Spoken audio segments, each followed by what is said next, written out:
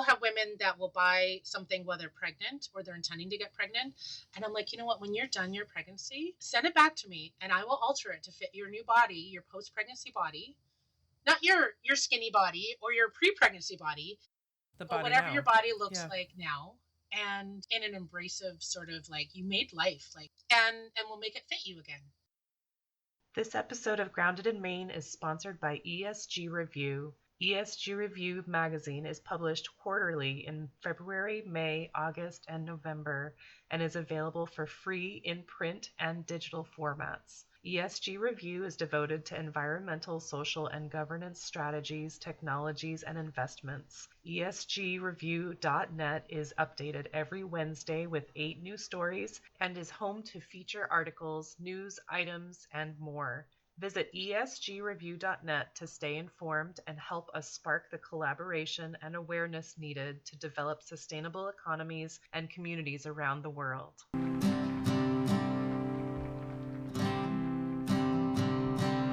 There's a place where there's no trouble, no more pain, no more struggle.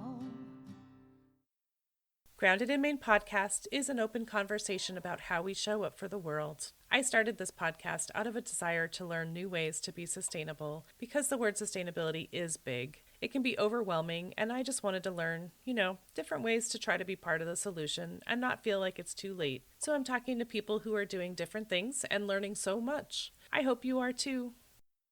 Hi there. Thank you so much for listening to Grounded in Maine today. My name is Amy. My guest today is Stephanie Gross. Stephanie is in Canada, and she has her business since 2007 is called Bumby Wool. Or is it just Bumby? Bumby Wool. Yep. Bumby Wool. Although people want to say Bumbly Wool and add an L like all the time. So I'm really impressed that you got it right off the bat. Hey, it's a good start. I do my best. Stephanie, thank you so much for being here. I'm thrilled to learn about this, especially, we're in the dead of winter right now. At least in the north. So this is fascinating. So this is Merino wool. Yeah. The sheep are actually American sheep or Australian. But then the fabric is made in North America, and then I do all the dyeing and all the fashion and all the cutting and sewing, and we make it, we drench it in maple syrup, keep the Canada geese away from it, put some poutine, and then ship it around the world. Do we know what poutine is, Amy? Well, yeah, I'm from Maine. Yeah. And so, one of the things that you said in your guest form that really struck me was you said, scaling without sacrificing ethics. And so I love that because merino wool, of course, is a natural fabric. It's ancient. Wool. We've been using wool for textiles and for ages, since the dawn of man. We've been veering away from it, like the Stephanians are trying to get us all these plastic fabrics and disposable fashion and making it easier, but it's just caused so many more problems with our everything. Yes, so many. The list of things, the problems that it's caused between the microplastics in our water and then rashes and heat things, and I'm hitting menopause, so I'm either too hot or too cold all the time. It's just never ending battle. Right. So, the fabrics don't breathe, so there's no wrap you in some polyester plastic and see how that sounds warm, sweaty. And so why did you choose? And so this is like clothing. I saw, we were just talking about your jumper that has a hood and ears, and being in winter, I was like, ooh, that just looks so cozy. But why did you choose wool? There are so many fabrics that you could use. Well,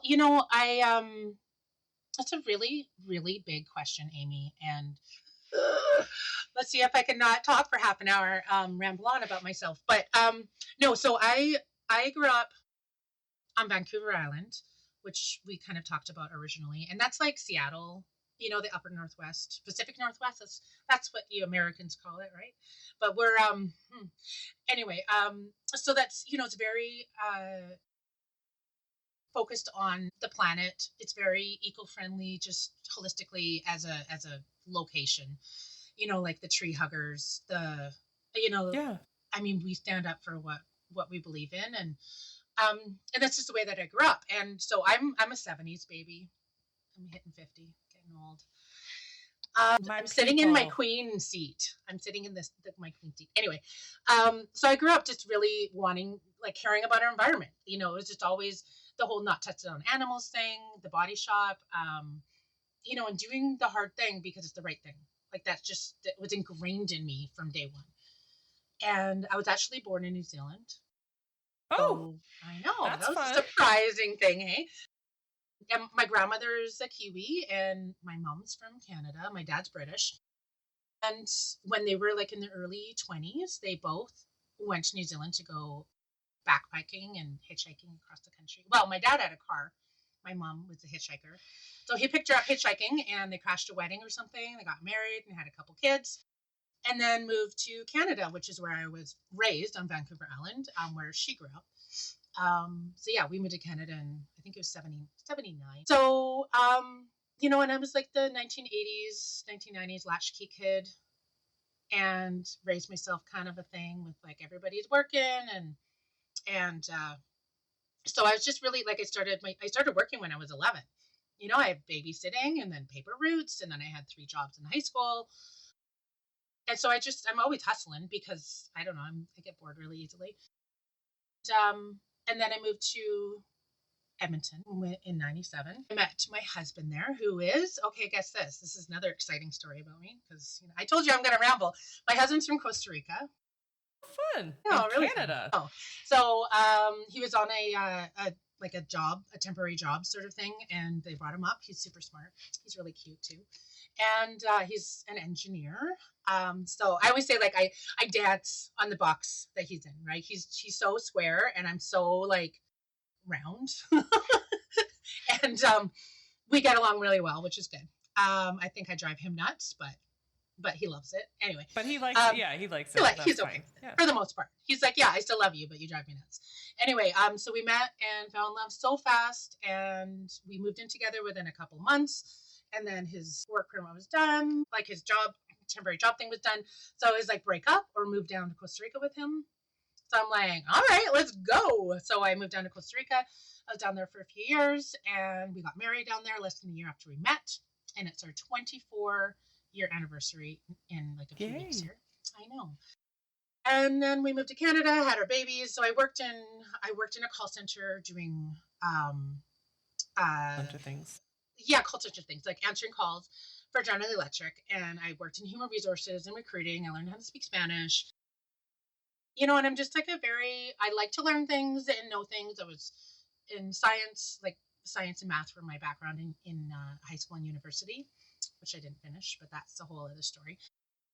So when we moved to Canada, I ended up working in the northern part of Alberta, which is where the oil sands are, like the whole oil and gas industry of Alberta.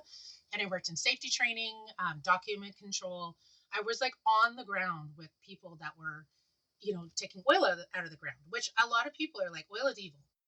And I will talk about this on this platform a little bit, just that, you know, anything, I think that Canadian and Alberta oil and gas is the most ethical way of getting the oil and gas out of, you know, to be able to use. The amount that we use is so little compared to like, I mean, just the amount that we actually produce is like less than China increases every year. Like it's just such a small amount. But the reclamation project, like I would be driving to work and like there's this hill that was like the oil was like coming out of the ground and it was reclaimed. They planted trees and grass. They put bison back on the land. The ethics and morals, like I was a woman working in the industry and I felt safe and respected. They have environmentalists that are like, if there's like a frog that laid eggs on the path, they have to like wait until they vacated. Like it's really a lot better than a lot of people think. So there's just a little bit of information. So I was up there and when you're either like working or you're making babies up there. Like it was just, there's so many women that were with their spouses and they were having babies. Like it was just a thing. And the community was so tight because they're so isolated in northern Alberta. There's one road and it was 7 hours north of Edmonton and it was just this twin, like just 2-lane highway. Anyway, so had our babies and then I realized that you're either, you know, that there must be other people that wanted to parent the way that I wanted to parent. So I got involved in some groups, and I like the Little Leche League and natural parenting methods and cloth diapering. I wanted a cloth diaper, and I couldn't find it. It was, 19, no, not 19. Oh, I aged myself again. 2007, Amazon was still mailing books and Netflix was mailing DVDs. I think it was still called the Facebook at that time. It was like the beginning of social media. And so it was really hard to find what I wanted, and there were no cloth diapers available like in my town. So I decided to make them myself because I like to, throw myself into new, unusual situations. And so I started making them, and then I thought, well, there must be other people that want these too in my neighborhood, in my community. So I started my business. So it was just kind of like, I see a problem, I see an opportunity, and I just jump to it, and which has just been my whole life, the whole way through. And that's the entrepreneur thing, though, right? It's the entrepreneur thing, yeah. And I just want to like make the world better for being here, and like when I worked in the call center, I would uplift the people around me and try to help them with their English. I was teaching English down there so that people could get promoted, giving people an opportunity to like they would make more money working in the English call center, right? So trying to give people opportunity and supporting that. And then the oil and gas industry, just really taking a microscope to what was happening around me and not just accepting it. And I just loved the safety protocols and the community, and like there's just so many, I was just always looking at it from that aspect about how we can make things better, not accepting the status quo, but like, so I started making cloth diapers, and then I fell into understanding how wool can be used as a cloth diaper. And then I'm like, well, this just took me back to my roots of, New Zealand. I have pictures of my mom baby wearing me on her back with like, we're jacked out head to toe in wool. And I just love wool. And then the more that I learned, the more I nerded out on it, that it's just such an amazing miracle fiber that people are starting to understand more about. I just want to share that with the world because it's good for our environment. The sheep, something that it reduces our garbage, because it can last for longer and it's biodegradable if we do end up having to throw it out, and it's an heirloom product and we can repair it. Darning, you think of darning, you think of wool, right? Like wool socks is darning. That's, Yeah. And then even the way that it's dyed is better for the environment than cottons and cellulose. Like when they're dyeing fabrics, the rivers are running with dye water. Like there's a lot of dye water, whereas with wool, it's a low impact dye, and it adheres to the protein of the wool fabric or the actual fiber itself. So silk and silk and wool have this process, hot acid dye, and the water is clear when it's done. I wouldn't want to drink it. It's like acid water, but it's citric acid that we use to set the dyes. But yeah, the water is completely clear, and it's really neat. So it's just less environmental impact, and it just fell into all these things that I really deeply care about. So, right. And then now, and then the rashes, it reduces temperature regulating, it reduces rashes through diapering. It's SPF protective to 50. So it reduces our temperature. Like if it's really, really hot, you would use wool to cover your body to protect from the sun, and then it wicks away sweat, evaporates out, reducing your overall temperature. Like it is literally, or if it's cold, it's magical, and there's no other fiber that's like it. And I just think it's a miracle. Like it's a gift from Mother Nature, and we've been using it, like I said, since the dawn of man. It's the first. That and flax, which is what linen is, and hemp. Those are the ancient fabrics that we used, and I'm glad that we're really coming back to that. There's a lot of really cool ways that we're utilizing some of these ancient. That's why I have it on my website. It's the intelligence of wool, making things a little more comfortable so people can tackle what life asks of. And it just makes people. It's fire retardant too, so it's good for sleepwear, not covering yourself in chemicals. Like, right? Yeah. There's been cases of like kids going missing, like they wandered off into the woods or whatever. There's been a few that they brought it up, and like the kids survived because they were wearing wool. Like they protected them from the elements. And like I remember there was a case that a kid went missing a few years ago in the RCMP. It was in Ontario, I think it was, and they said the only reason that he's alive is because of his wool clothes. he would have died. Oh, no, like that's so impactful, right? Well, I mean, it checks all the boxes, like for real. I mean, when I think of wool, I think of warm, but you're saying it's good for hot as well. Is it like a really fine? I don't know that I've actually seen merino wool, honestly, or like touched it, or I haven't worn it.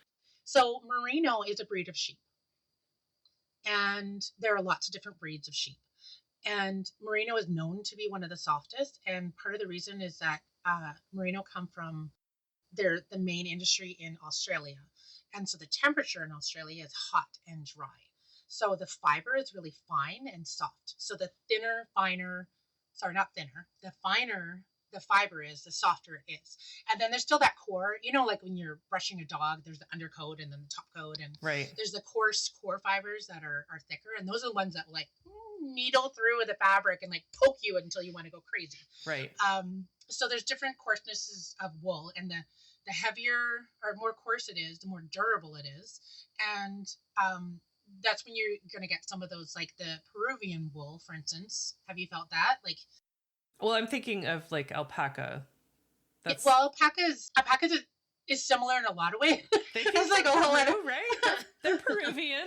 No, it's just they have the sheep as well, and because the climate of Peru is colder, right up in the mountains, the fiber is thicker, and alpaca actually. So sorry, I just like went down a spiral of nerdy information. Look at what I did. So like wool fiber itself, the core of the wool, the actual follicle, like the fiber itself, is hollow, like a sponge, and alpaca is not. So alpaca is actually a warmer one. It doesn't have all the temperature regulating properties that wool does. Buffalo is like that too. So it's more of like a hot thing. So to the point that they actually will mix it with wool because it will overheat you if you're not careful, like if it gets too thick. But just like wool, there's soft and not soft. And so depending on right, there's like scratchy and because of exactly. So it depends on, so just because it's merino doesn't mean that it's super soft. It just tends to be, but not always is it, because it's a breed of sheep, and depending on, like there's different grades, right? And just because like us, I have coarse hair, and you look like you have very soft, smooth hair. I do have very like duck fluff. It's like I can, when I do a ponytail, it's like so tiny. I can use those little tiny elastics, and I can get it around twice around my whole hair. Yeah, I have very little hair. Yeah, exactly. So just different, and then there's some other breeds of sheep that tend to be coarser, but some of them will have some softer ones as well. So, and it's about using the right tool for the job, right? And there's different, and so we use 18.5 microns, which is like how thick the actual gauge of the fiber is. For what we're doing, because we want a baby soft. But if you get too soft, then it can break too easily. So there's like that, right? So like it will snap. And even when you're trying to knit it, so fabric is made, it's either usually knit or woven. So have you heard of like the shuttlecock thing and like the weft and the weaving and the big loom?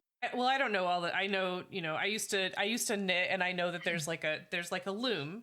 Yeah. And the loom has the little weavy thing. The weft and the so that's weaving.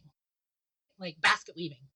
Or you can knit, which it's just using your 2 needles, right? When we're using machine knit, like your sweater that you're wearing is actually a machine knit. So it's the yarn is just super like a thread. And the machines, like the ones that I do in interlock quite often, so I think it's 72 needles. So it's like 72 little needles, and they're you go really, really fast, and it's like thread, and it's really, and then it makes a tube, and that's how that fabric is made. So there's lots of different ways of making fabric, and wow. And then even with we use interlock, we use jersey, jersey is like a t-shirt material, and then interlock is like a double-sided knit, and then the fleece is what you're wearing, which is like a different way, and then there's French terry. There's so many different types of fabrics. I have no idea why I'm saying any of that, because it really doesn't have anything to do with what we're talking about. But so the thinner. So the wool, if it's thin, it will allow. So when I'm going to find my words, it's better. It's even easier for shaping, right? No, I was going to say more that if it's It's like a little sponge. So when it's exposed to humidity, wool will hold 30% its weight in moisture before it even feels damp. So if you're in a hot situation, the wool is going to soak up your sweat, and then it will evaporate out the outside of it, taking heat and moisture with it. So like sweating, like a dog panting. So if you're wearing a lightweight t-shirt and it's sunny, SPF protective, it takes your sweat, it naturally deodorizes it, neutralizes urine, neutralizes sweat, turns it into salts and water, and then evaporates the sweat out to the exposed air around you, and it reduces your temperature. If you are in a cold environment, it will actually hold the moisture inside of the hollow core, like a wetsuit does. Like there's like channels in a wetsuit.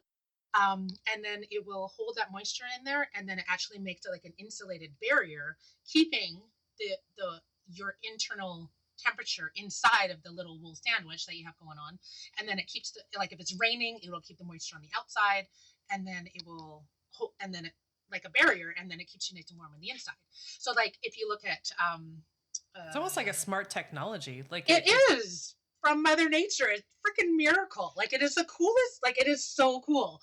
And so like you think of England and like Call the Midwife, and like a lot of people think of wool as like the mountains and it's raining, and Ireland, Scotland, England, and it's cold and it's scratchy, and and the humidity will actually just like it's like water off a duck's back. It will actually dribble right off the wool, and then it will act like a little sponge to hold it, and it buries. So the inside will be dry, the outside is wet.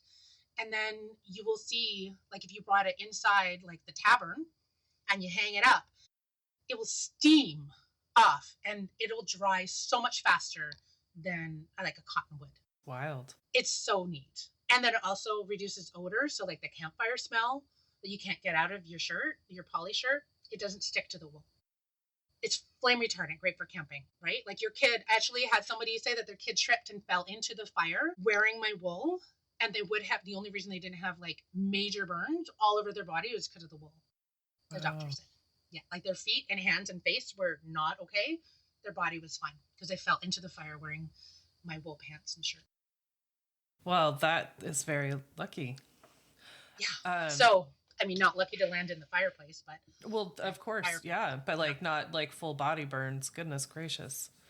But so your diaper covers are adorable. My goodness. And so, I agree. like if they get wet, because it happens with babies, if they get wet, the liquid, the moistness, it doesn't stick. Like I'm just thinking, I don't have kids, but like kids get like diaper rash and stuff like that because of moisture buildup, right? That's exactly it. So, like before. Like Call the Midwife, right? Like that was just post-war. So even in that show and before, you would either have no diaper cover or it would be a wool diaper cover. And then it was and everybody used cloth. Like there was no such thing as disposable diapers, right? Right. So then after the war, and like women went to work because the men were all time to wash everything. Right. So then the men came back, and then the women are like, I liked working. I was good at it. So then they didn't want, the women's rights movements came out, which is fantastic. And they didn't want to be hand washing their knits because you have to hand wash your wool or else it will shrink, which I can talk about. Actually, I'll talk about really little anecdote. So wool also has scales on it, like little Velcro hooks. And so when you rub it together, especially when it's hot, like not like a washing machine, with warm water, it will actually, it's called felting, and it will shrink up and stick to itself. And once it's stuck, it will not unstick. And that's where acrylic felt is actually used to be made from wool. And That's why it's called felt. And then like a pool table is actually made from felt, like back in the 80s. And then like the pool cue would like put a big hole in the thing and like, oh no, it's so much money because it's made from wool. Right. And they would use that because it's utilizing odors and the cigar smoke and anyway, so that's really cool. So, and also like TV shows and movies and kids, cartoons, it was always like somebody would put the wool sweater in the washing machine and it would come out like a newborn baby size. Right? Do you remember that kind of? And they don't really talk about it anymore. Like that's like an 80s thing. I'm aging myself. You looked at me like, I don't know what you're talking about. Do you know what I'm talking about? I'm with you. Okay, good. Anyway, so during the war, like after the sorry, women were going to work more, right? And so they didn't want to hand wash their knits because you had to hand wash them. So the wool industry was actually really starting to suffer, and the disposables. And then they came up with the rubber pants. Like somebody actually cut up a shower curtain to use as the first diaper cover. So yeah, the wool was the wool industry was kind of suffering from that. And then the polyester started to come out. The rayons were coming out. Do you remember the 70s? You think of plastic clothing in the 70s, right? Like these crazy nylons and like Leather they used to have and silk stockings. You know, like the black line down the back of the leg? That's because it was literally sewn and it was silk and there's no stretch to them. Like they would fall down, right? So we had the nylons and plastic, and then we've been shrouding ourselves in plastic ever since then. And along came rashes, and like there's a lot of problems that come with that. And then the disposable diapers came into play in like the 70s as well, and they were only made for traveling. It was just for convenience for travel, so that you didn't have to bring your cloth with you. And then it became more prevalent, and like so like this whole thing of like, are you using like normal diapers? And it's like, yeah, I'm using cloth diapers. Those are the normal ones, because really the whole disposable thing has only been around since like for 40 years. And they used to only be made from cotton, and then they had like a plastic bag around the outside, so you put that tab on, and like it was a one-way ticket. You would have to you put it on and it would rip the whole outside coating of the diaper off and the cotton fluff all over the place, right? I remember that from my babysitting days. Yeah, so anyway, and then they got into like the POL for the disposable, or sorry, the cloth diapering as well, which is a polyurethane laminate, which again is plastic. So all these things, they don't breathe, so they cause rashes. And whereas the wool is breathable. So now there's a lot of people going back to using natural diapers, using cottons and hemp and all these different fabrics that Mother Nature gave us. And then the wool is a diaper cover. And sports enthusiasts are using it. The fine suits, like if you're going to get a really nice men's suit, it is made from wool. So, and sports enthusiasts, like first responders use wool at least in Canada, because of the fire retardant nature of the wool. of course, that makes sense. All the HBC, the Hudson's Bay Company blankets, those were all wool. I mean, we've been using wool for like so many things, and a lot of people don't even realize it. True. Yeah. That's why you're using it. That's why it's important. So I think that's totally valid. But so you're using merino wool, and you make clothing and personalized fashion. But so you do like merch and yeah. So I'm a big lady. I'm like 6 feet tall and size 13 feet, and the rest of me to go with it. So I've like been traumatized by going into stores and not being able to fit. There's nothing in the store that will fit my beautiful big body. Shoe stores, clothing stores, bras, underwear, like hats. My head is massive too. So I've been traumatized by that. So I built that right into the business of like, we don't have a fat tax, nor do we have any skinny shaming either. Your body is your body and it's beautiful, and let's put some nice clothing on it that fits you. And it is about that personalized thing. And we don't have boy colors or girl colors. We just have colors. And I just want to accept everybody for who they are and just live in peace and harmony and just bring out the best in everybody that I get to work with. Yeah. And I just think that there's just something like fast fashion, which has been coming out like since the 70s too. Like everything, so many things changed. Like we've been going through so much change in the 1900s. And like before the war too, there was no such thing as a department store. Like that came out, right? So there was no on the rack clothing. Do you remember there was a movie? I think that Julia Roberts was in it, Pret-a-Porter, which means like ready to wear. Do you know? You're blanking out. I'm not. Some people listening are going to be like, I know what you're talking about. But so it was like the whole French thing of like Pret-a-Porter, or like ready to wear, ready to carry, and it was a whole clothing line that was just one size fits most, or like the standard sizing thing would happen. So the inseams were the same, and like so that's when the ready to wear clothing came out. And before that, it was all custom made. You go to a dressmaker, you go to a tailor, and they would fit you and they would make clothing for you. And people didn't have hundreds of things in their closet. They would have like the fancy dress for Sunday, and then they would have just their homespun, or, you know, like the rich people would maybe have a bunch of stuff, but like normal people wouldn't have all these clothes.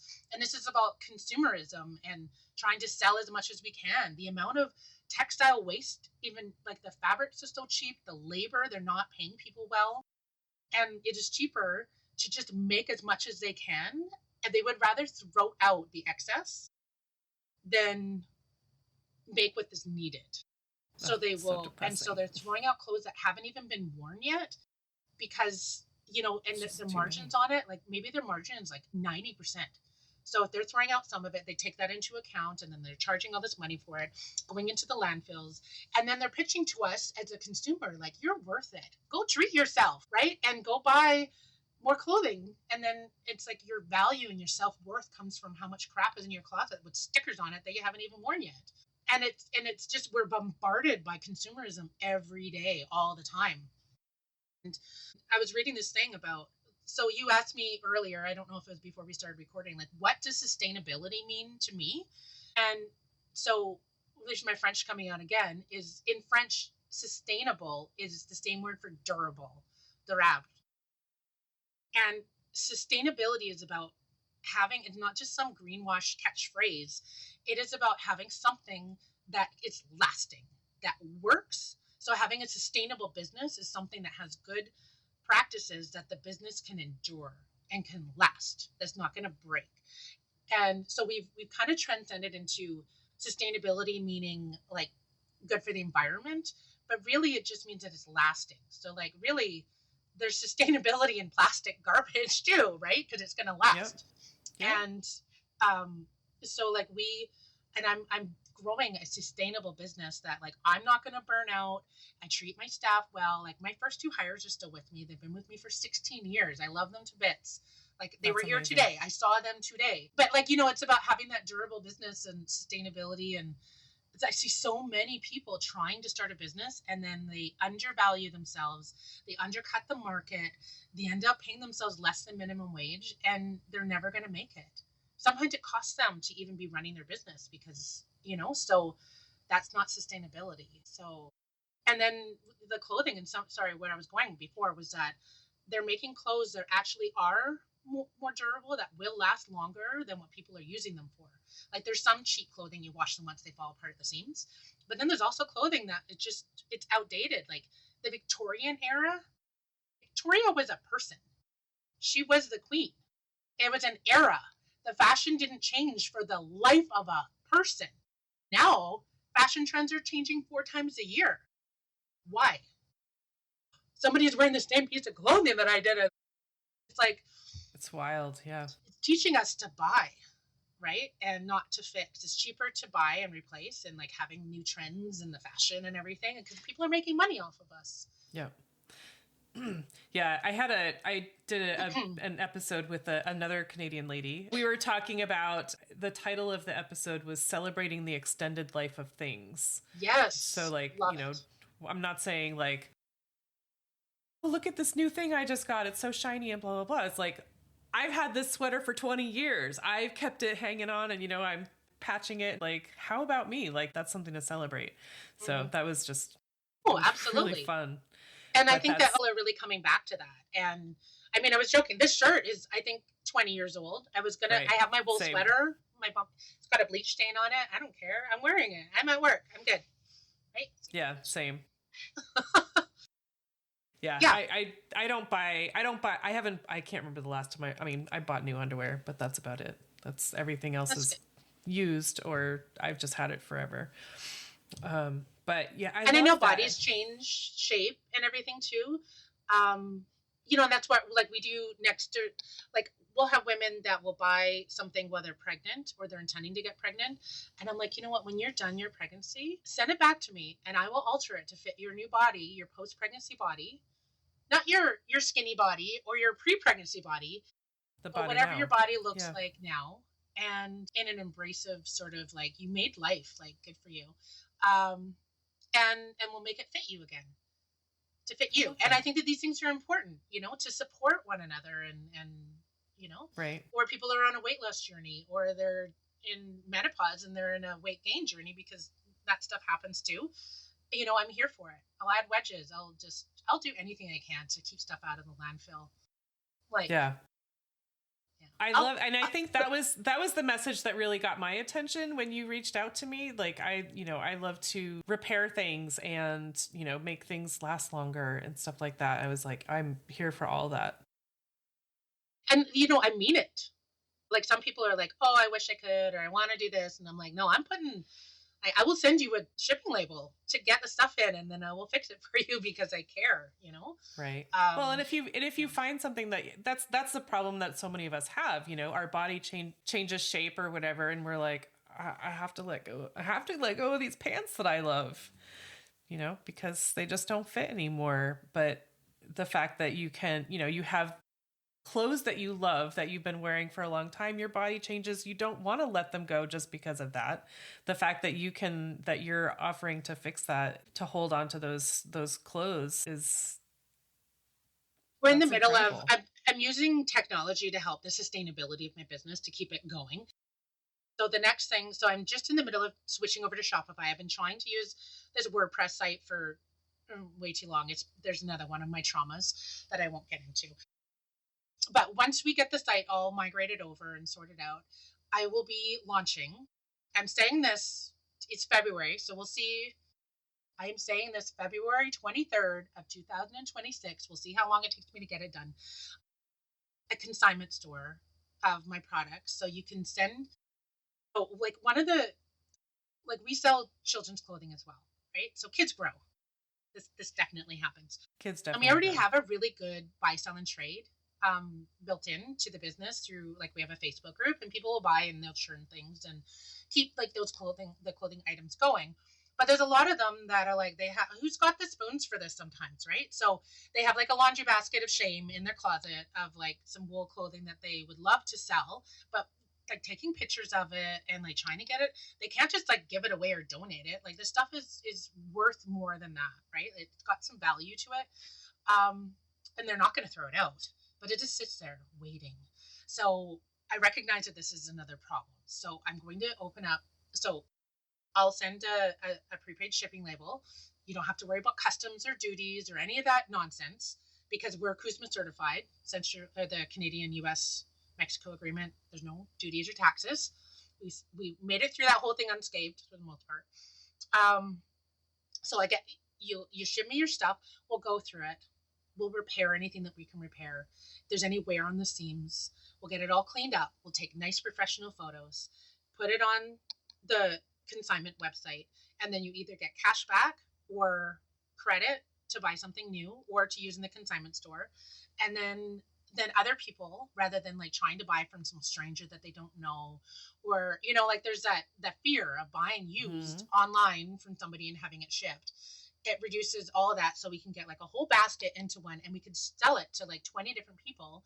And then you can also buy from multiple different people at the same time. So it reduces the whole carbon footprint to the shipping, and they can order new with it as well. And they also have that confidence that it's not falling apart at the seams. And like, you know, I think it's just going to be a really good, I'm excited about it all. So I just need the technology to support, because it needs to not be, it's dealing with people's money, right? So it needs to be stable and clear.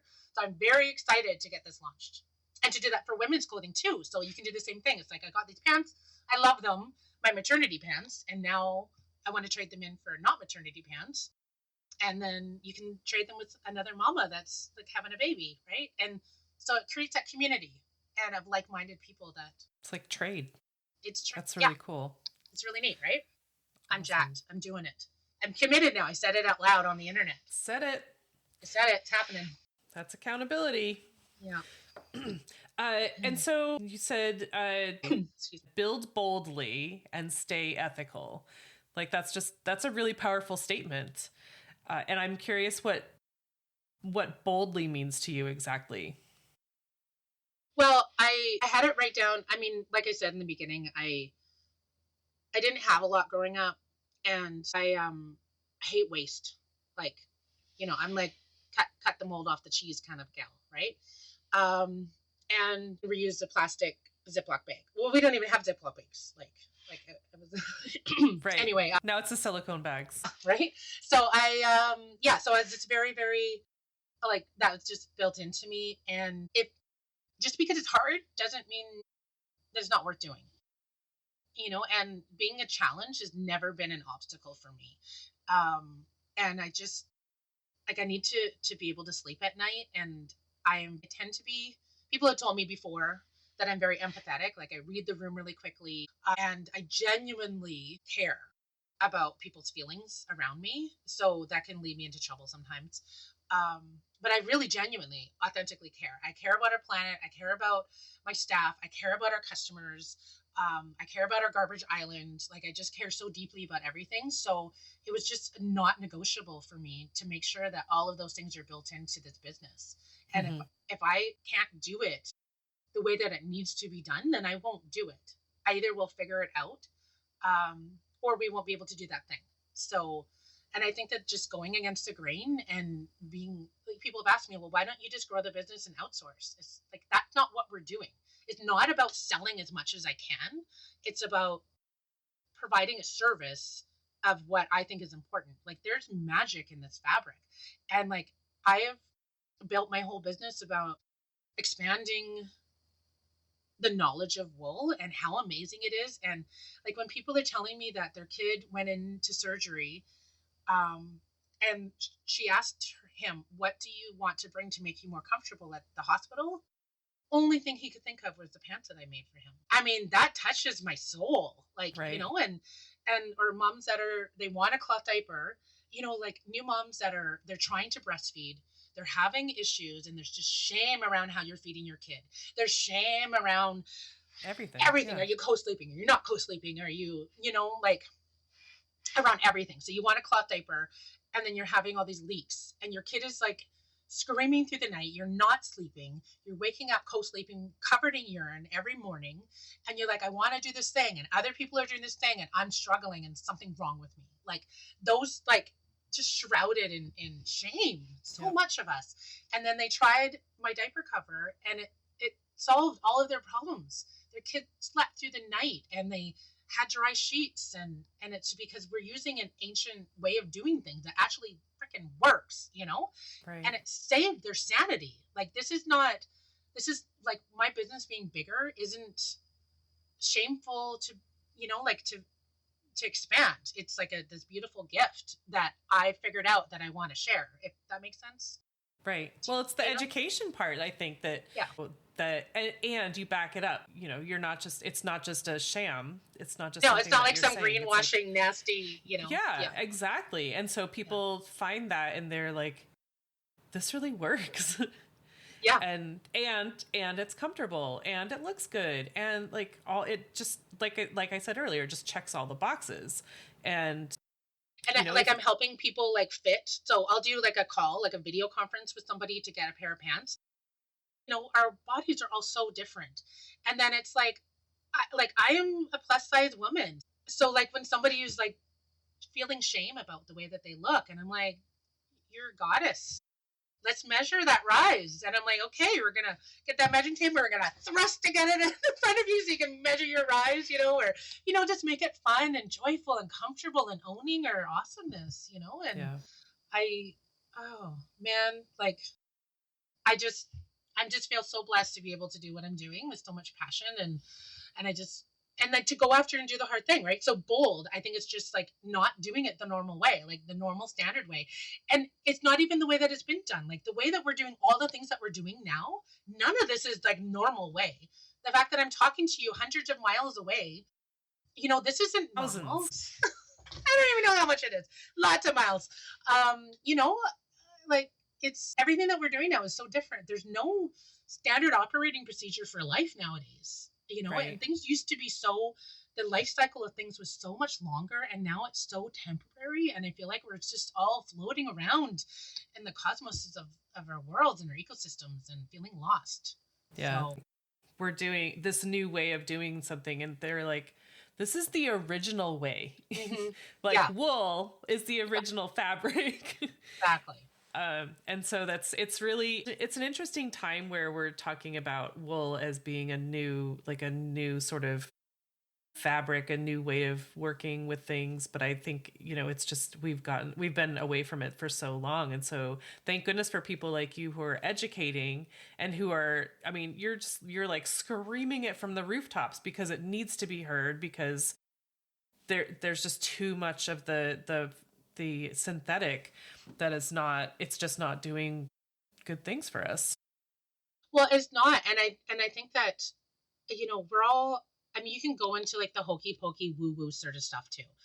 And like, really, if you think about it, and I don't know where everybody's at with some of this stuff, but if you really think about it scientifically, we're all energy, we're all electrons, we're all stardust. Like, literally, supernova happened to create the elements, to create like over and over again until like planets and solar systems were developed. Like, we're literally stardust.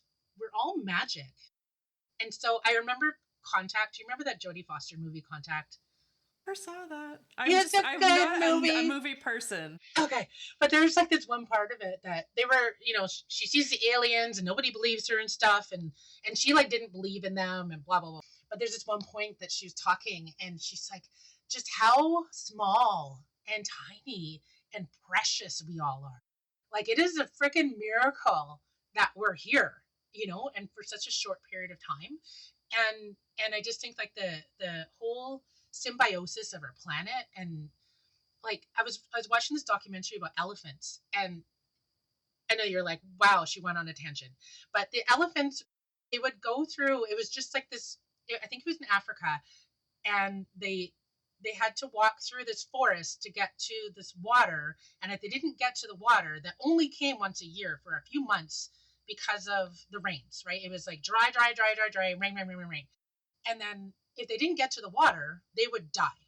And they had to go back over to their breeding grounds for some reason.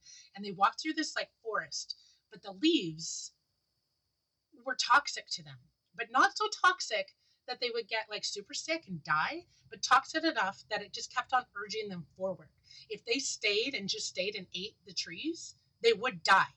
Like, the leaves of the trees pushed them forward towards the water to help them survive. Like, how weird is that? And then like the hippos. It's just instinct, I think, and it's wild to think about.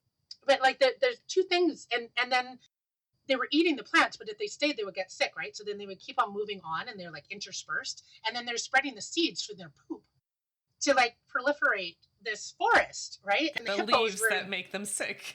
Right? And then there was like the waterways would like flood, and then the hippos, they can't swim, but they could walk, and they would like create these channels. And then if they didn't create the channels, then it wouldn't flood properly. And then like this is the amount of symbiosis and things that would work together, and just how these things have been happening for so long. And I think it's just going back to those old ways of like the wool and the sheep, and like if we don't shear the sheep, they'll die. And and then we use that for our protection from the elements, and how they all just work together. And it's just a beautiful thing. It really is. I mean, nature can take care of itself. We've just like interfered and made things weird for a while, but we need to just really embrace that and understand that it. But like you were saying, like nothing is normal anymore. Like what is normal? Right, we're so far away from being able to listen to our instinct, and I think that's why so many people are feeling so lost. Because There's it's so much so noisy. Yes, so noisy that we can't even hear it. And then there's a few of us that are kind of, listening. And then I've been really practicing pausing. And like so my son went off to university in September, and I was just feeling like the tariffs had hit, our sales were declining. So many businesses shut down, like so many companies that I know the owners, and they had to close. And the tariffs were just like the nail in the coffin for them. And like we had so many retailers across North America, and like there's only a few of them left because the rest of them shut down. And these are like small independent mom businesses and stuff, right? And between COVID and anyway. Your son went off to university. And I'm like, what I'm doing, I built this amazing thing. I have like my customers are so fantastic. The whole ecosystem, the product that we have, we built some really cool technologies to support what we're doing so I can maintain my staff. My staff have been here for ages. But something's not working. It doesn't, like, the engine is broken and I could feel it broken. And so I had a bit of a nervous breakdown, and I'm like so I stopped. I dead stopped. And it's not the first time I've done this. And I just stepped out of this like river that I was in that was drowning me. Like I just felt like I was just bobbing up and down in the water, swallowing water, and it was muddy and unclear, and I didn't know where I was going, and like I knew I had all the tools, but nothing was working. So I stepped out of the river and I just like breathed. I just paused and I was like, took a moment to feel pride for what I built and how I did it. And like, this is that whole bold integrity. Like it is unnegotiable that I like I said, right? So, and I just paused and I witnessed and I celebrated. And then I just was quiet. Like I remember I sat in my chair, my staff weren't there. And I just quietly, I'm like, it's broken, but it's fixable. It's still durable. It's still sustainable. But what do I need to repair? Where do I need to go? And then I recognized, like, I have spent the last 18 years looking after our kids. Like my husband and I have been together, and we decided before we had our kids. I mean, my son's name is William. He's William the Fourth. My husband is William the Third. We knew his name before we weren't even married yet, and I knew what we were going to name our kid. Like, we wanted to have kids. I wanted to be a stay-at-home mom. He's an engineer and can look after the finances. I wanted to help support. Like, I'm not an idle person, so me messing in with starting a business or babysitting, or I don't know what I was going to do. I needed to do more than. There's nothing wrong with being a stay-at-home mom if that's what you choose to do. I love women's right movement to support the choice to do what you want to do. That's what it wasn't that you have to go to work or you can't be a stay-at-home mom to get that choice. I just want to make sure I'm not shaming anybody because, oh man, shame. There's so much shame in this world, and the last person to shame anybody. So this is what we decided. We decided I was going to stay home, that I needed to help financially support a bit, and through whatever means, and that I was going to look after our kids. We didn't want to have babysitters. That was the whole thing. So the business is built around that principle. And the two ladies that worked for me, their lives were built around the same principle. So now our 6 kids, like Becky, who was my first hire, the kids were 2 and 4. She had a 2 and a 4-year-old. I had a 2 and a 4-year-old. Those 4 kids were raised. So you guys were going through the same thing together. We were doing it together. And so the 4 kids were ransacking my house. They were playing. They're still friends. And the time that the 2 younger ones got my roll of stickers, stamps, like mailing stamps, like the $300 worth of stamps, and like put them all over the house. There's still one on the vacuum cleaner. They dumped a whole thing of orange juice on my coffee table. There was this whole thing with this cucumber dance that they did. I don't know. It was just, they had this like great childhood. And now all of them, we have graduated vet, which is really hard to get in Canada. Like she had to do her MCATs. Another one's getting her master's in education. Brilliant young ladies. My son's taking nuclear engineering, and the other one is taking journalism in England. So she took off, they're just excelling in life. And I do think that, and we're all married still, and I just think that we just created this environment of love and respect and fostering, go do the hard thing. So, and the other 2 kids that are still in their grade 11, they're just, they're going to do something amazing. They didn't need us as much anymore. We did it. That was our success. That's the goal. And now it's like, okay, I'm ready to, if the business exploded into this multi-million-dollar massive enterprise, we couldn't have done what we set out to do. And I cherish that. I was there. We were all there for the assemblies and the birthday parties and then now it's like, okay, we're all hitting the perimenopause. We're all getting a little bit more forgetful than I'd like to admit. And we're all very good at what we're doing. And I'm just ready to take things to the next level. So if I continue to do the things that I was doing, it would never get me there. It was almost like it was broken on purpose so that I could actually take this leap to boldly go into the next stage of success. Right. So, and there's that word bold again. And as you're telling that story, I'm just thinking of like, you've probably seen the memes like I have, but like, you know, your cell phone has updates all the time. Like you're constantly updating your cell phone. And so, you know, every so often we need to take stock and, you know, upgrade ourselves, like take a break and figure, you know, find our why, find our passion again, and find our path. Like it just happens. It's part of it. I mean, we update our phones every 2 months. I don't know. But we stay on the same path until something says, much you just need to slap in the face, right? And or not kick in the butt.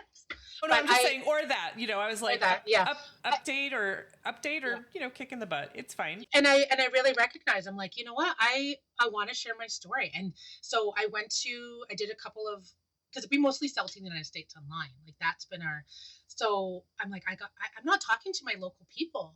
Like they don't even know I exist. So I went to a local trade show. I went to a couple of like a customer, you know, craft fair. And that's awesome. I was telling my story and they're like, how have I not heard of you? And I'm like, yeah, I've been doing this for 18 years. I know. I'm like, dang, 18 years. Like I'm old. And people are like, I've been trying to do my business for 4 years. Like you're inspiring me that I can maybe do this thing. And I'm like, yeah. I'm like, I got to tell my story. How can I do this? I need to get in like the newspaper. That's old. Podcasting. This will be fun. So now I'm on LinkedIn and I'm getting on podcasts because like, I just want to inspire somebody to go do the hard thing. Like, it's totally worth it. And like, my bank account doesn't represent how awesome I am, you know, but my soul feels it. Yeah. You know, I'm just like, and my kids see it.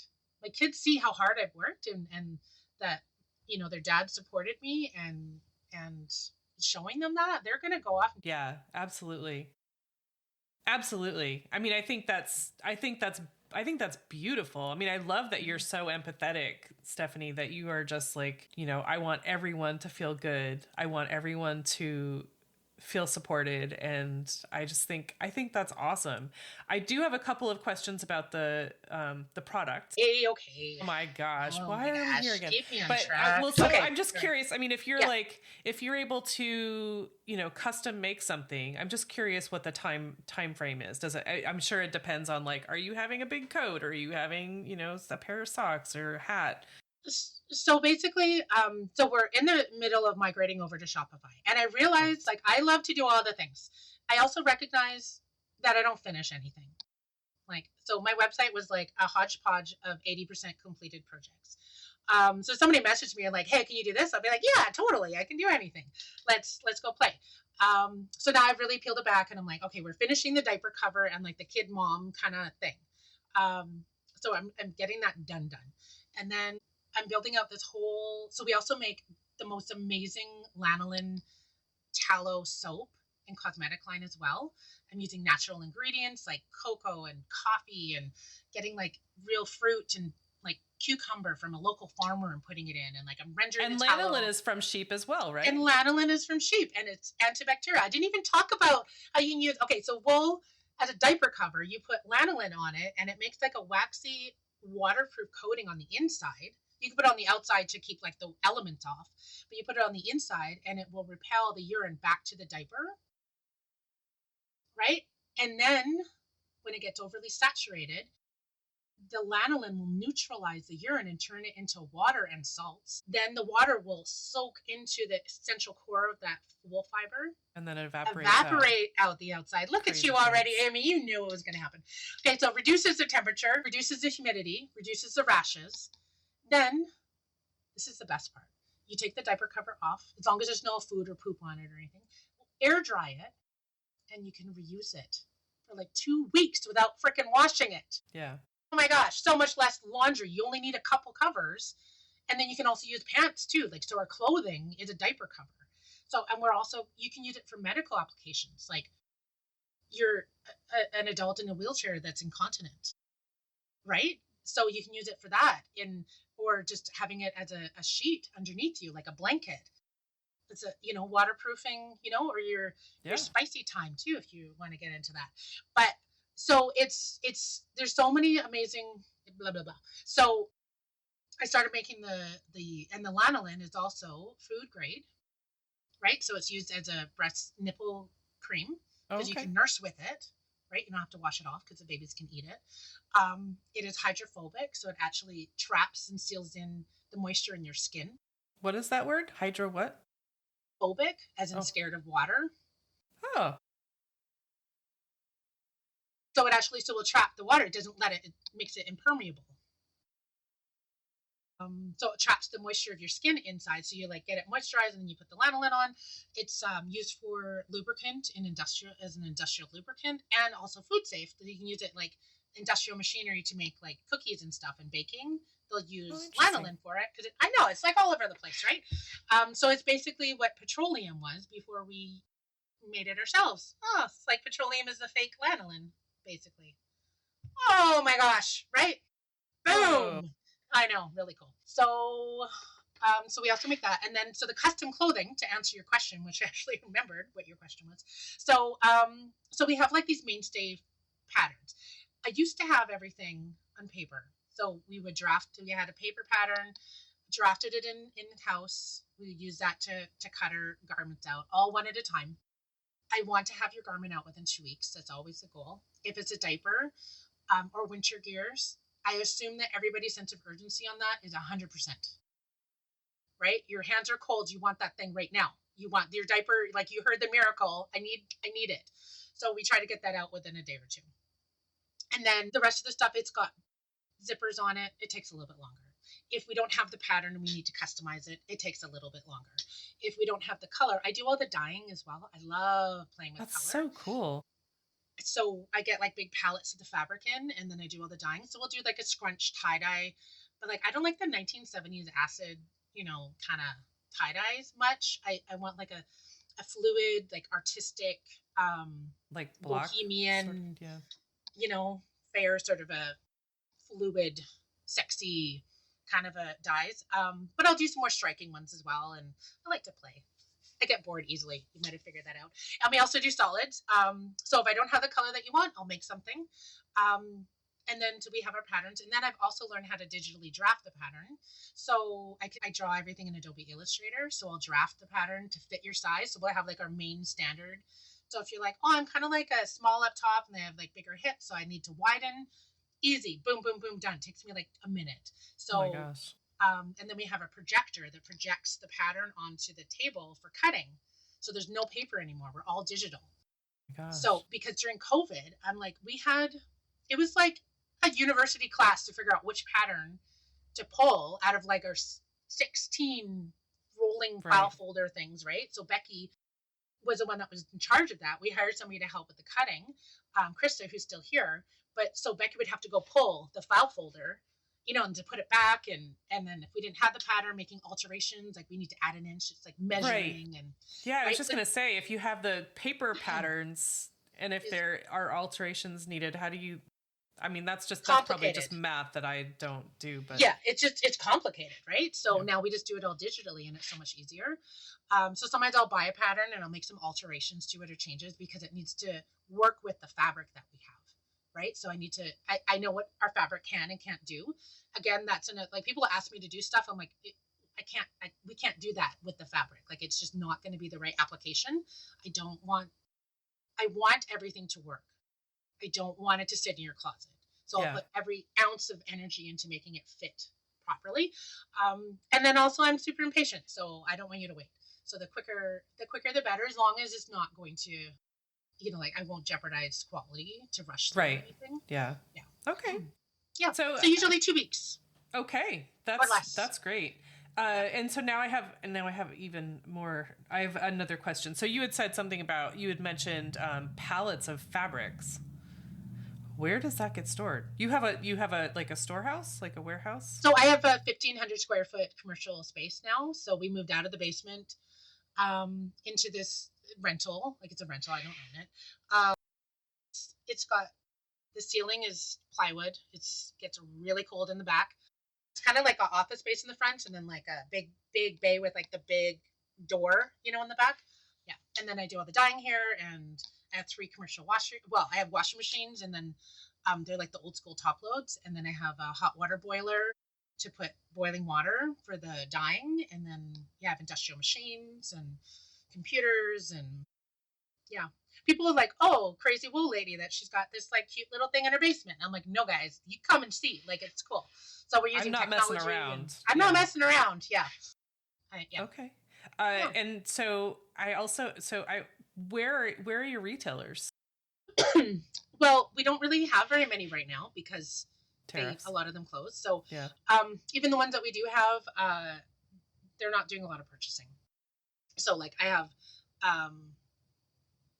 Little Monkey Cheeks in Ontario was one of the most recent orders of some diaper covers. I have a new contract with Redwood Cloth that's putting in an order for some diaper covers as well. And then Lily and Frank also with diaper covers out in Langley, which is like Vancouver area.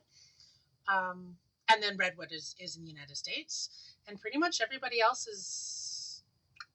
yeah. But I think with the new website and what we're doing, and so like we're doing the soap is a really good product to have in boutique stores. And I would like to get into some of like the fancy stores that sell, like I'm ready for it now to expand that line. So like fancy ski resort town, make like a hat and mitten scarf set, oh my like gosh. People that, right? For sure. And that will love, and then having it properly branded and the right story. And, I want to share the love of what we're doing in authentic way. And then something that's an heirloom product that they can feel proud to give to somebody that's just not the same old stuff. Right. Yeah. I mean, hopefully there are enough people that are, they're done with the, I was just having a conversation with somebody saying that I don't even think it was a conversation that I was having, but with myself, I was telling myself this awesome story. I think it might have been an Instagram reel. Yes, it was totally an Instagram reel. I had nothing to do with it. I was just watching it. But this is like, this is what social media does to us. We're like, oh no, it's totally there. But so this guy was saying, I dislike and I commented, I was like, I am not a fan of the gift holidays because it's that whole, like, I have to get something. It doesn't matter what, but just to say that I got something and not just like, the less thought and like, and I've done this in the past bunch of years. Like I really don't need stuff. Mm-hmm. So I don't, I'm okay to not get gifts. Well, and like the gift of experience or the consumables, right? Or something that will last, something that's meaningful, something that's, I'm homemade is fine always. But, I need it to, and it's not that it's not about necessarily junk. It's like, I have a tiny home and I don't have space for it. And I just, I like you, like, I don't want something that's going to sit in my closet and not get used. So I'd rather give nothing than give something that you're not going to like. It's like a gift of guilt. Yeah. Here's a gift of guilt of this thing that you don't really want. That's just going to sit there staring at you. Here. Yeah. Here it is. And I think like the gifts of service or activities, are nice. Like to do something together. Memories are good. There's so much junk out there. And then, like Valentine's Day is like this holiday to fill in a gap to sell more greeting cards. And now we have like kids, and flowers, right? And then Kids Day and like even like the whole big wedding thing and like all the gifts for weddings. And it used to be a way for the community to come together to support the love for a couple. It wasn't supposed to cost anything. Right. I had a very cheap wedding. I think about in Costa Rica. Well, yeah. Well, we got married I love my husband so much, and I'm so, like, we've been through a lot together, and we got married. I remember we got down there, and we thought that I would be able to get my, like, immigration, right, and I could start working. So we get down there, it's like, no, it can take a couple of years, and it's like, I gotta get to work. So he went to a lawyer friend of his, and he explained the situation, and the lawyer said to him, "Do you love her?" And he said, "Yeah." He's like, "Do like, are you going to get married? And he's like, well, yeah. It's like, well, you should just do that. It's easier. And so he came home and he told me, and I was like, all right. So we got married like a week later. And I remember it, like, we said it's like a really, really official engagement. We'll have like the big wedding after. But then that night we were looking at each other. It's like, no, like we got married and we were happy about it. And, Yeah.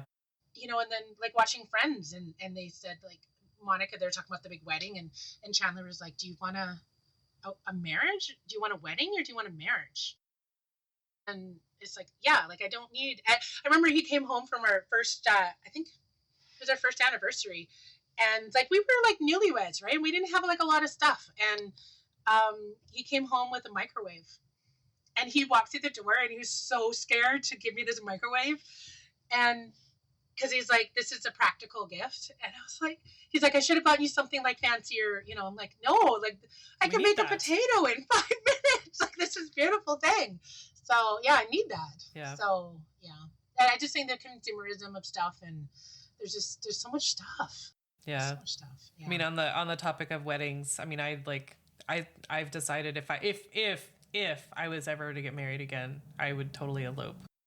We'll have a party, sure, but yeah, I don't need that whole thing. That stressful. Yeah, so I didn't have like the big fancy wedding. Yep. Yeah, dress that I already had that I loved. I felt cute in. I got a little bouquet of flowers, and yeah, it was about the marriage and the commitment and all those sorts of things. I love that.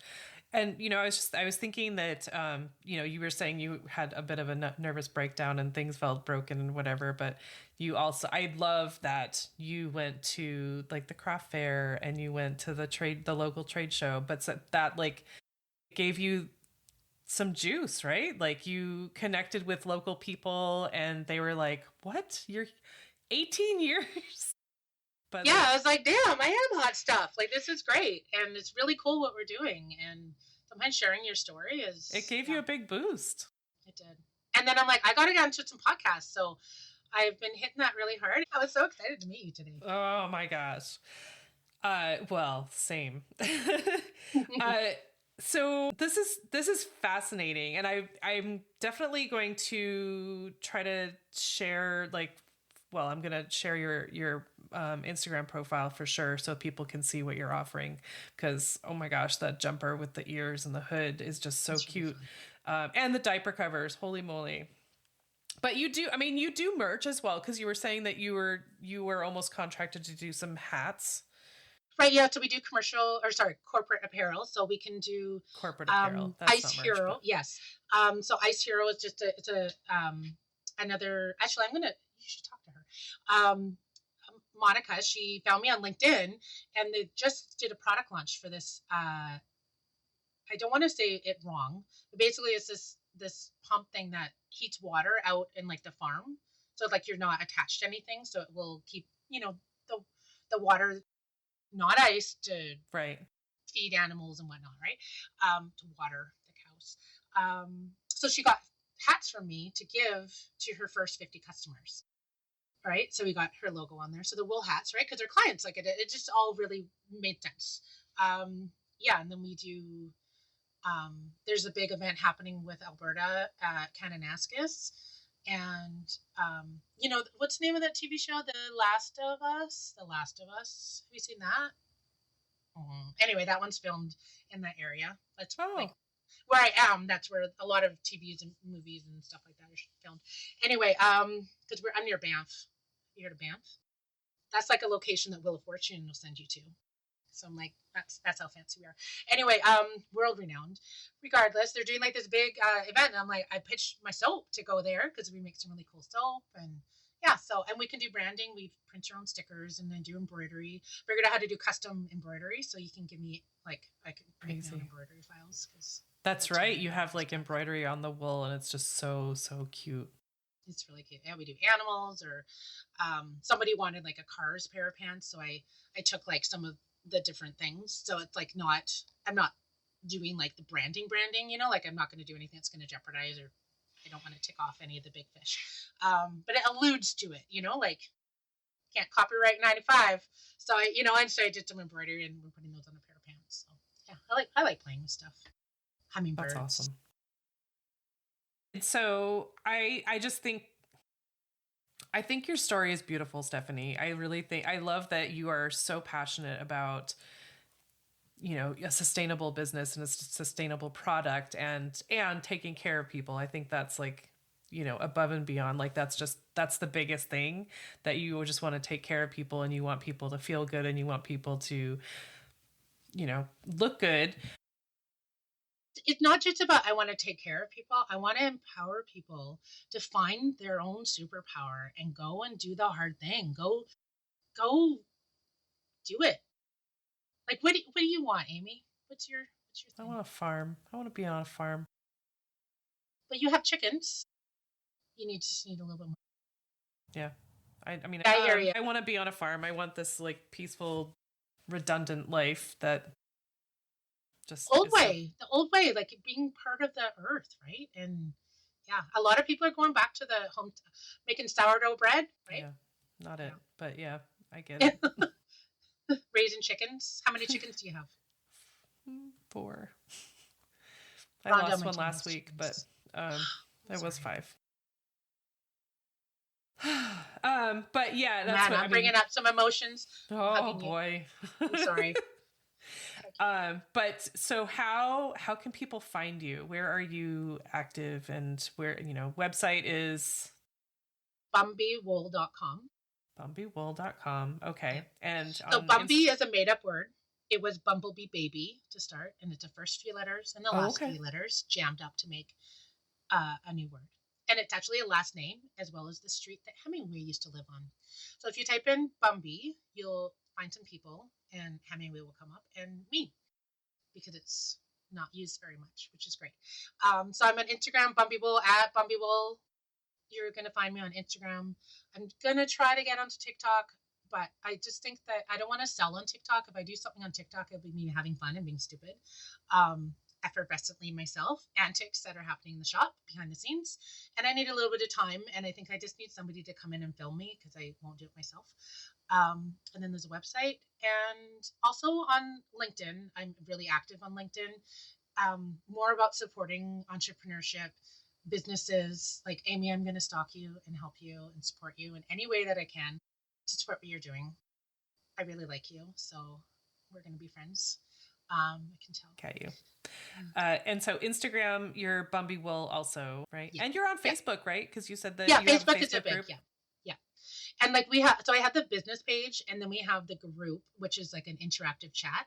So there's like a few thousand people in there, and we share pictures and we talk, and like it's not just moms in there. It's mostly women. I think there's a couple of dudes in there, but it's mostly women. There's some like retired older women that are like going to Patagonia and doing the Camino and like wearing our wool because, you know, our Reynolds or syndrome with like the cold hands, or, you know, so, and we're just sharing, and it's like, and I'll share what we're doing, and then people are like, oh my gosh, I need to get that onesie with ears. Like, it's fun. It's a happy fun. There's no fighting. I don't have any admins or reps. It's just us in there being happy, you know. I love that. I hopefully you'll join. Yeah, so, and I'm the only gatekeeper, so if you piss me off, I'll kick you out. I'm just kidding. I will take you out. Take you out. It's a beautiful place, and I'm really happy in there. And then our buy, sell, and trade as well. And what was the last part? The buy, sell, and trade. I also have like so you can sell. Gotcha. Right. You got a Facebook business. Yeah. Okay. Cool. So Bumby Wool, everyone, BumbyWool.com. Look for Stephanie Gross wherever she is. And I mean, wool is pretty magical, as we've just heard. Yeah. This is a really long recording. I don't know how much you're going to cut out, Amy, or if you're just going to like blast it right on out there as it is. Let's see what we do. I can't wait to hear it. I'm so excited. And yeah. So, and I would love to like hear more about what you're doing too. So I'm going to have to listen to some more stuff. Do you talk to yourself? Do you do like your independent ones too? Maybe I'll have to do my own. Maybe I'll interview you. We'll do another podcast and we'll interview you, get you to talk about yourself. Oh, goodness. Maybe. We'll see. With some wine? Sorry. I'm like already like living in the future of our relationship. All right, Amy, it was so nice to meet you. I'm going to let you hang up on me now. It was really, I really enjoyed our time together. It was a good conversation. Same, Stephanie. Thank you so much. I just want to take a second to thank my guest again for speaking with me and sharing such great information. I love having these conversations with folks. I also want to thank Buzzsprout for hosting the podcast, for Jane Bolduck and her music genius, for Becca Coffron and her award-winning artwork. And thank you for listening. I appreciate that so much. Please check out the show notes for any links and extra information. And if you would like to follow my guest and find out more about them, I'm sure they would love the follow. And if you don't mind leaving a rating or review wherever you're listening, and just help to get this podcast in front of new eyes, that would be amazing. I would really love that. And feel free to reach out to me on the socials and let me know what you're thinking. And if you would like to be a guest on the podcast, please let me know that. I would love to have a conversation with you about sustainability. All right. Thank you again. I hope you have a great rest of the week.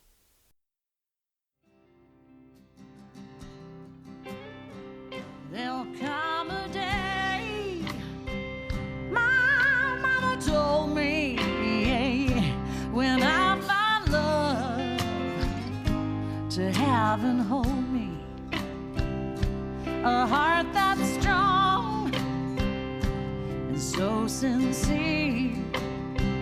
Just tell me, how do I get there from here?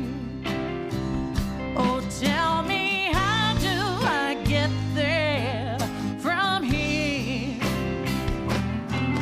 'Cause here and now I'm so far down that mercy's bound to find me.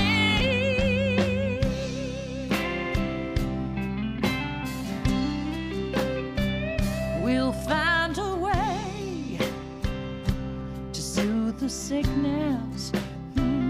We'll heal the ache with sweet forgiveness. Wages of war will disappear. Just tell me, how do I get there from here? I wonder, how do I get there from here? Yeah, 'cause here and now I'm so far down that mercy's bound to find me.